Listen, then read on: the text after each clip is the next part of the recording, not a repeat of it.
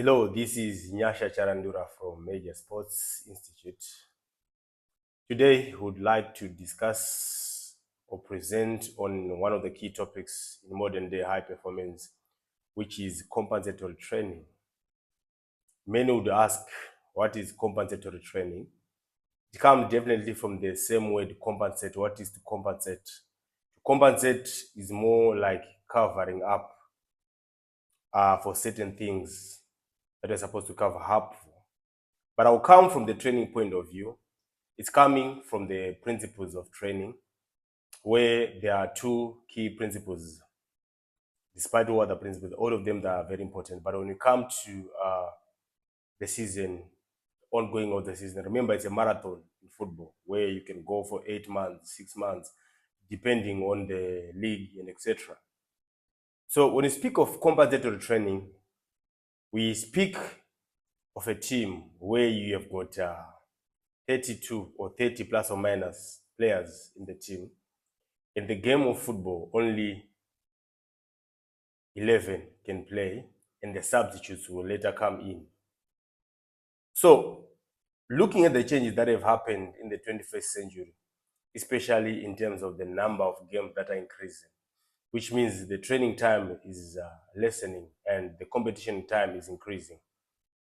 But definitely there's need of consistency in the players that a coach uses in the field of play. So if there's need of consistency, there are players that plays more according to the system because they were bought to compensate or they were bought to for a purpose which suits the system better.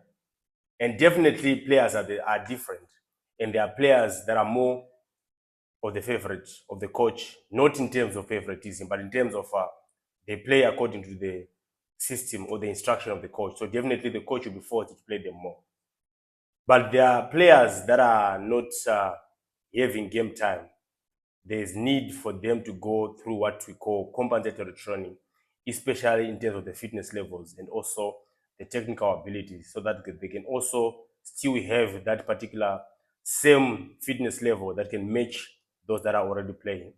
Why? Because when they are registered being 30 plus or minus, there are games that are supposed to play, and sometimes injuries might come to the main squad where they will have to come and play. So there are different ways in which compensatory training is done. I'll start with those that doesn't make it in the maybe 20 or 18. I know the numbers have increased. It used to be 18, now 20, with different competitions. So those ones already, when a team is selected of 18 or 20, etc., we already know that these people are not going to play. So there should be a training that is designed for them to be able to train and catch up and match up with the rest of the team in terms of the fitness level, in terms of both the technical, the tactical, and also the fitness part, the general conditioning part of it. So those ones, definitely a program should be designed so that you can be able to keep that particular fitness level at an optimum level. And definitely the fact that we're in the information age where testing and measurement is part and key, definitely you are also able to test them oftenly when you do your tests for the team to see where they are in terms of their fitness levels. That is football specific fitness test, which we'll be introducing in 2025 as we bring the level 2 sports scientific football science and fitness level. Then we have those that will be on the substitute. Usually those ones are forgotten due to many reasons. For example, the excitement. If the team wins, who is going to think about that particular training? I'm talking about an African situation because we deal with Afrocentric problems to have solutions for Africa. So some might say after the game, they will take those players who haven't played and take them through compensatory training. Could it be through running? Could it be through different drills that can be done? Yes, it's a very good gesture, but the biggest challenge that we usually have is it is with the facilities after the end of the game and the environment and the situation in the field of play for them to do that. So there are other methods in which compensatory training can be done. For example, by the moment even the preparation, when it's done, the warm-ups and etc., there should be that particular preparation that works on activating them and making sure that in terms of the touch of the ball, etc., there's maintenance. Because usually in an African setup, there's a day for traveling where there's no much which is happening in terms of the training, where there's a principle of reversibility that will be happening. But we take it for granted because it's a match day, you are going to play, but not everyone's going to play. So there are many methods in which you can be able to use compensatory training.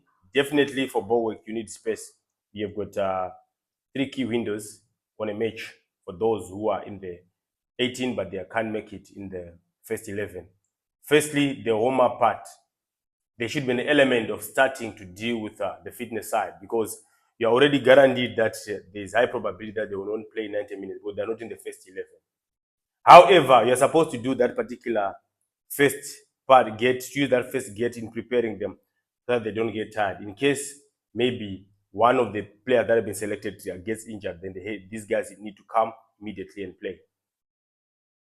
So this is the first window that you can be able to use to compensate.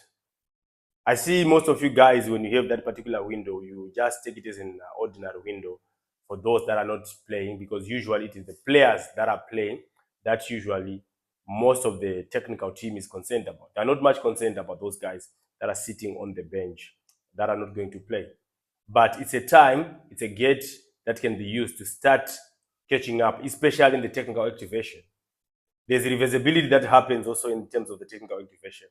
The biggest error that we have, especially if you look at the previous topic or speaking about the technical activation, is to think that when players are now playing at an elite level, automatically, technically, they are good. It's a lie. They have to be worked on. There should be repeated efforts on working on technical activation. So definitely there will be need for that particular activation. That's the time that you have space to do that. It can be 15 minutes or so, but let it be utilized. That's why now, even fitness coaches, they've got assistants that help them. That's the duty of what they are supposed to do. In some assistant coaches, we have the bench have got many people that are there. And considering the coming in of electronic performance tracking system, you can also be tracking how they will be doing. We'll speak about all those elements differently, but it's the first window that you can use for compensatory training. The second window, if you watch our friends globally, when players are on the bench, there are times where players go in different groups. Besides activating for the players to be ready in case of substitution or anything happen, it's another time that you can be able to do the physical compensatory training through the runs, the drills that they do on the side there. That's why usually you see that the fitness coach can be there calling players in different groups. But you're not just going to do it randomly in case some will be needed as a substitute as the match goes on.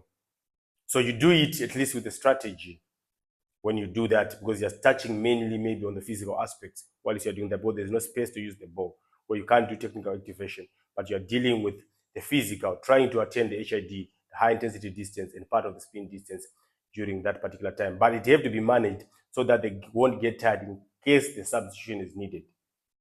So you manage it in first half. By the moment you come to second half again, if there are substitutes, it's good. But if there are no substitutes again, you're supposed to continue with the process. And as the minutes draws closer towards the end, then you're supposed to make sure that you utilize that particular time physically for those that couldn't make it in the first 11 in terms of the physical part. Then if it allows by the end of the game for you to have now space in the field, you now focus more with the ball work, for them to also catch up in terms of the ball work, so that they also still have the feel of the ball. They don't go through reversibility in terms of the ball.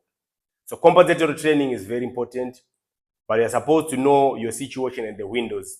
I explained it in an African way because I've worked with African teams. I've seen the facilities, and I've seen the situations that are faced. When a team wins, people might over-celebrate. When a team loses, people might sometimes even be having a problem, especially in terms of the mood and everything. So it's very, very important to use the moments that are there. Those who didn't make it in the 20 or 18, you have their own program before the game, or there's anyone who is left to take over their program. Then those that have played, that in the 18 doesn't play, you use those windows that I spoke about, including the halftime window. The window that I didn't speak about, the halftime window. The reason why substitutes they come back to the field is not just for preparation to come in, it's also for you to do compensatory training. Imagine you're traveling the next day and you do nothing with those players. They travel again. How many hours would they have without training? And the principle of reversibility start coming in. So I believe this presentation will help a lot of our African coaches, because there are a lot of things that happen that we don't know how to deal with, considering that there are now a lot of changes that have happened due to the number of competition, the number of games and everything. I hope this is going to help us, and meet you as we present on the next topic. Share, subscribe on our channel, Major Sports Institute TV. We love you and we thank you. Let's meet as we present the next topic. Thank you.